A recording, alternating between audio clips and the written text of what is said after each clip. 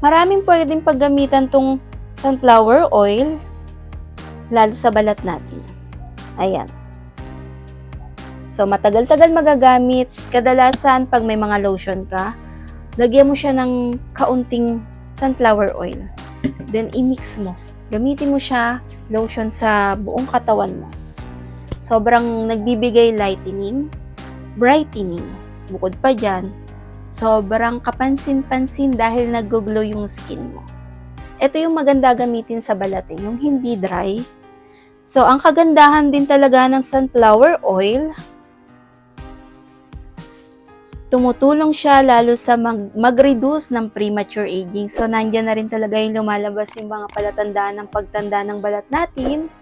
Nandyan na yung fine lines, wrinkles, batik-batik man yan, or pagkaroon ng kulubot sa balat. Perfect si sunflower oil para i-maintain niya o pangalagaan yung balat natin. Bukod pa dyan, maganda rin to para sa buhok na tumutulong magbigay kontrol lalo sa pagkaroon ng frizzy hair at yung dry, yung mga split ends, ganon. So, i-relax mo lang siya at i-apply sa buhok.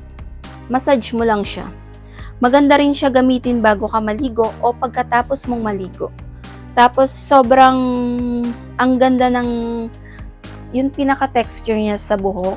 Sobrang minamanage niya yung lambot or ang tawag dito, iniiwasan niya yung pagkalagas. Ayan yung ayaw natin.